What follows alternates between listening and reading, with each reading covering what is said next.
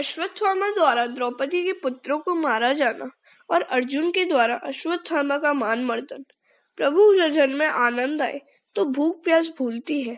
आत्मा का वृत्ति हो जाने पर देह धर्म का भान नहीं रहता है। कौरव और पांडवों का युद्ध समाप्त हुआ है। अश्वत्थामा ने विचार किया कि मैं भी पांडवों को कपट से मारूंगा। पांडव जब सो जाएंगे तब उनको मारूंगा। अरे, जिसे भगवान रखे उसे कौन मार सकता है। प्रभु ने सोए हुए पांडवों को जगा दिया और कहा कि मेरे साथ गंगा किनारे चलो। पांडवों को श्री कृष्ण पर कितना दृढ़ विश्वास। द्वारकानाथ जो कहते थे वे वही करते थे। वे कोई प्रश्न भी नहीं करते थे। पांडवों को प्रभु में पूर्ण विश्वास था। पांडव स्वतंत्र नहीं थे मगर प्रभु के अधीन थे। आजकल स्वतंत्रता का अलग अर्थ करते हैं। जिनके जीवन में संयम है, जो परमात्मा के अधीन है, वही स्वतंत्र है। ऐसे पांडवों के कुल में परीक्षित का जन्म हुआ है। पांडवों को लेकर श्री कृष्ण गंगा किनारे आते हैं। प्रभु के कहने पर भी द्रौपदी के पुत्र नहीं आए। बालक बुद्धि है ना। वे बोले कि आपको तो नींद नहीं आती है, हमको तो नींद आती है, आपको जाना हो तो जाओ। परिणाम यह हुआ कि अश्वत्थामा ने द्रौपदी के 5 पुत्रों को मार दिया। दुख में समझदारी आती है। प्रभु से एकाध दुख मांगो कि जिससे अकल ठिकाने रह सके। जो सब प्रकार से सुखी हो जाता है वह दीन बनकर प्रभु के सामने नमन नहीं करता। आज श्री कृष्ण निष्ठुर बने हैं। द्रौपदी के आंसुओं को देखते भी नहीं। आज द्रौपदी रो रही है, परंतु द्वारकानाथ को दया नहीं आती। नहीं तो द्रौपदी का रुदन श्री कृष्ण से सहन नहीं होता था। पहले तो जब जब जरूरत पड़ी तब तक द्रौपदी के आंसू पोंछने दौड़ने चले आते थे। यह जीव सब प्रकार से सुखी हो योग्य नहीं है। एक दुख मनुष्य के हृदय में होना ही चाहिए कि जिस दुख से विश्वास हो कि भगवान के सिवा मेरा और कोई नहीं है। हर एक महापुरुष पर दुख आए हैं। परमात्मा ने सोचा कि पांडवों को पृथ्वी का राज मिला है, संपत्ति है और संपत्ति भी भरपूर है। सब प्रकार से पांडव सुखी हो, यह ठीक नहीं है। पांडवों को इस अति सुख में शायद अभिमान हो जाएगा तो उनका पतन होगा। ऐसे शुभ हेतु से ठाकुर जी कभी कभी निष्ठुर हो जाते हैं। सुख में पांडव भगवान को न भूले, इसलिए उन्होंने उनको यह दुख दिया। भगवान दुख में जीव की गुप्त रीति से सहायता करते हैं। अश्वत्थामा और अर्जुन का युद्ध हो रहा है। अर्जुन ने अश्वत्थामा को मारने की प्रतिज्ञा कर ली थी, परंतु मारने की हिम्मत नहीं हो रही थी। गुरु पुत्र गुरु का स्वरूप है। अश्वत्थामा को बांधकर उसे खींचकर द्रौपदी के पास लाया। द्रौपदी आंगन में बैठी है, पुत्र शोक में डूबी हुई है। अश्वत्थामा की यह दशा देख द्रौपदी दौड़कर आई, अश्वत्थामा को वंदन करती है और कहती है कि मेरे आंगन में ब्राह्मण का अपमान नहीं करो। अपने 5 बालकों की हत्या करने वाले को द्रौपदी वंदन करती है। यह कोई साधारण वैरी नहीं है।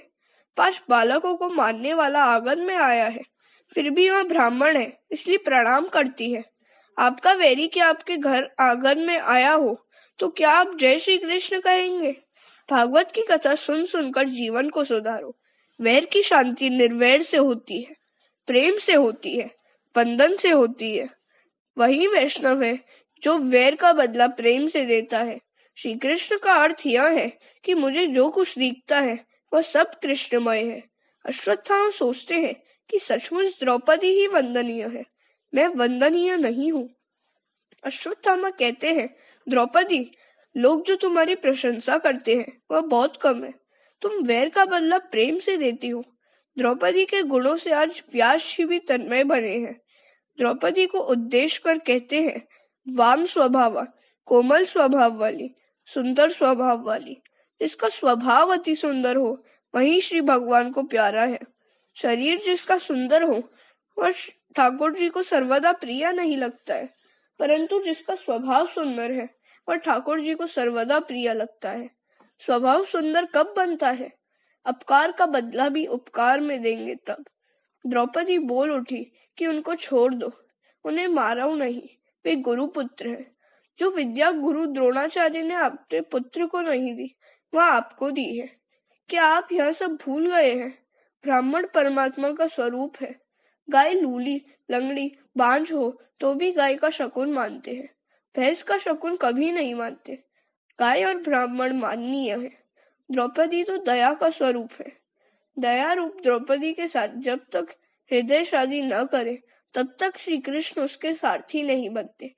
अर्जुन जीवात्मा गुड़ाकेश और श्री कृष्ण ऋषिकेश है। यह जोड़ी तो इस शरीर रूपी रथ में बैठी है।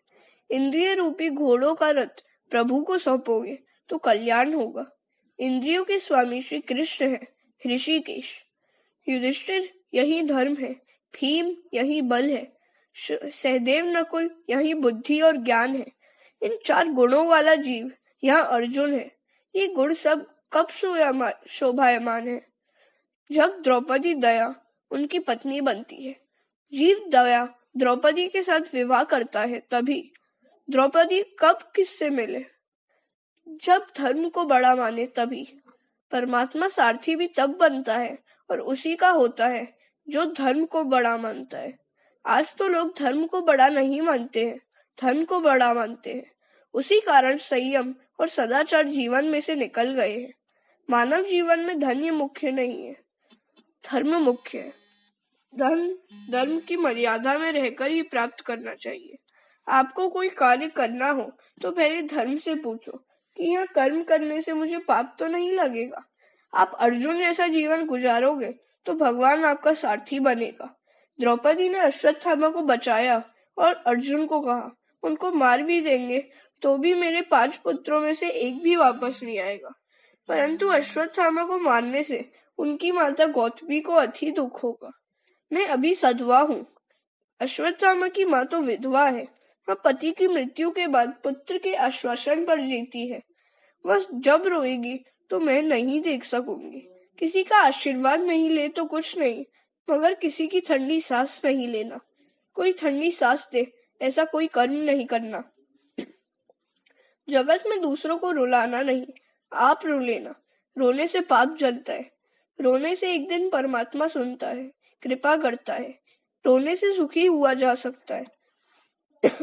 भीम अर्जुन से कहते हैं, ऐसे बाल हत्यारे पर भी दया होती है क्या? तुम्हारी प्रतिज्ञा कहाँ गई? द्रौपदी बार बार कहती है, मारना नहीं। अब अर्जुन सोच में पड़ गए। श्री कृष्ण ने आज्ञा दी कि द्रौपदी जो कह रही है वह बराबर है। द्रौपदी के दिल में दया है। भीमसेन जी कहते हैं कि मनुस्मृति में कहा है, आतताई को मारने में पाप नहीं। धर्म प्रमाण से भी आतताई को, अश्वत्थामा को मारने में पाप नहीं।